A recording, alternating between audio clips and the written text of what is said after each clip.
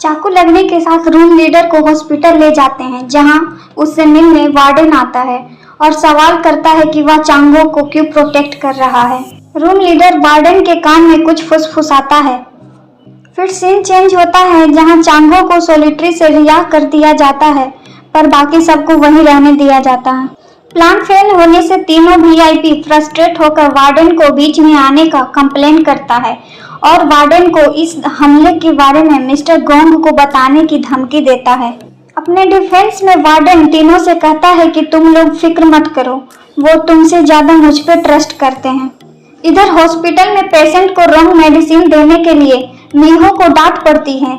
हालांकि मीहो अपने फोन पर प्रूफ ले ली होती है, जिसका यूज कर अपना बचाव करती है, यह जानते हुए कि उसे हेड नर्स द्वारा फंसाया जा रहा था। मीहो अपने फेलो नर्स से इसके बारे में पूछती है और फेलो नर्स इसके बारे में बताने से मना करती है। मीहो को अब कुछ समझ में नहीं आ रहा होता है कि वो इन्वेस्टिगेशन सही कर भी रही है या नहीं। इसी बीच कॉन्फ्रेंस में मीहो अनाउंस करती है कि उसके पास प्रोफेसर सीओ का पेपर है, जिसे सुन कॉन्फ्रेंस में मौजूद सारे नर्स और डॉक्टर्स मीहो को घूरने लगते हैं। इसके बाद मीहो जब घर के लिए जा रही होती है तो उसे लगता है कि उसका कोई पीछा कर रहा है। फिर पीछे से मीहो को डैड आवाज देते ही है कि मीहो डर जाती है और फिर मीहो के फोन पर मेयर चोई का फोन आता है। फिर मीहो डैड को बताती है कि मैंने कहा था ना कि ऐसा करने से कोई न कोई उन पेपर्स के पीछे जरूर आएगा। चलो शुरुआत तो हुई। इधर चांगो रूम लीडर से मिलने के लिए हॉस्पिटल आता है और उसे ऐसा करने के लिए रीजन पूछता है। कैदी 5362 जो चांगो पर हमला किया था, खुद को फांसी लगा लेता है। जब वार्डन उसकी लाश को ले जा रहा होता है तो उसे चांगो मिलता है। फिर वार्डन चांगो से पूछता है कि तुमने किया है ना ये सब, तो इसे तुमने ही मारा है ना। फिर मीहो से मिलने मेयर आते हैं और मीहो से पेपर्स के बारे में पूछते हैं। मीहो मना करती है और कहती है कि पेपर्स तो मेरे पास नहीं है। फिर मीहो मेयर से डीएनआर रिक्वेस्ट के बारे में पूछती है और कहती है कि कहीं न कहीं डीएनआर का रिलेशन प्रोफेसर सीओ के मर्डर केस से भी है। फिर मीहो उनसे पूछती है कि क्या आपने कभी अपनी वाइफ जीहुन से इसके बारे में सुना है। मेयर कहते हैं कि क्या तुम मेरी वाइफ पे शक कर रही हो। फिर वो कहते हैं कि मुझे अपनी वाइफ पे ट्रस्ट है और ये कह के वहाँ से चले जाते हैं। इधर जेल में चांगो पूरे स्वैग से पुशअप करते हुए सोच रहा होता है कि ये सुसाइड कैसे हुआ, और फिर बाद में उसे लगता है कि कहीं बिग माउस जेल के अंदर ही तो नहीं है। जीहुन चांगो से मिलने आता है और उससे 100 मिलियन वॉन वापस करने को कहता है। फिर जीहुन चांगो को बिग माउस है या नहीं साबित करने को कहता है, जिसके लिए जीहुन चांगो से 5 ड्रग क्लाइंट का नाम पूछता है, जिसके साथ बिग माउस हमेशा डील किया करता था। जब गार्ड चांगो को सेल लेकर जाता है तो चांगो उस पर हमला करता है, जिससे गार्ड बेहोश हो जाता है और चांगो गार्ड का फोन लेकर मेयर चोई को कॉल करता है और जीहुन के बारे में बताता है। उनसे ड्रग डीलर्स की लिस्ट को भी मांगता है। यह सुनकर मेयर चोई अपने सेक्रेटरी को ऑर्डर देता है कि इसके बारे में प्रोसिक्यूटर चोई और जीहुन से पूछकर पता लगाओ। फिर सॉलिटरी में जो कैदी होते हैं वो गार्ड्स को बाहर निकालने को कहते हैं। वो कहते हैं हमें बाहर निकालो वरना बिग माउस हमें मार डालेगा। फिर सीन मेस हॉल का दिखाया जाता है, जहां सब अपना लंच कर रहे थे। फिर जिसने चांगो पर हमला किया था उसका जो साथी होता है वो साइनाइड खाकर सुसाइड कर लेता है। सुसाइड इंसिडेंट को देखकर चांगो को अब शक होने लगता है कि क्या सच में बिग माउस जेल में ही है।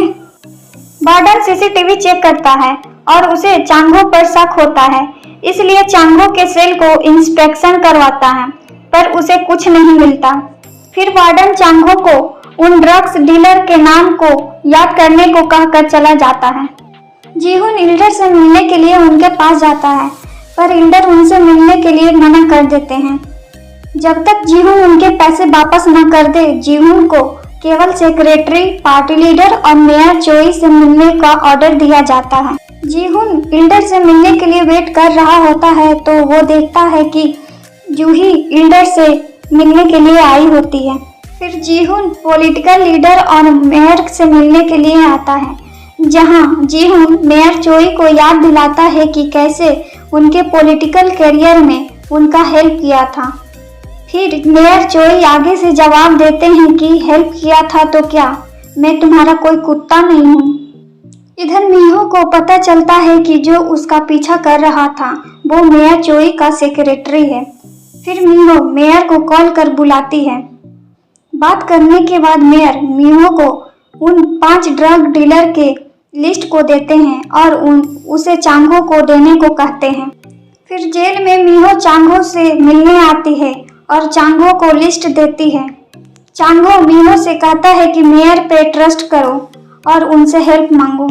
जीहून प्रोसिक्यूटर चोई को बताता है कि कैसे उसने एक नकली लिस्ट तैयार किया है जो कि करेंटली मेयर चोई के पास है।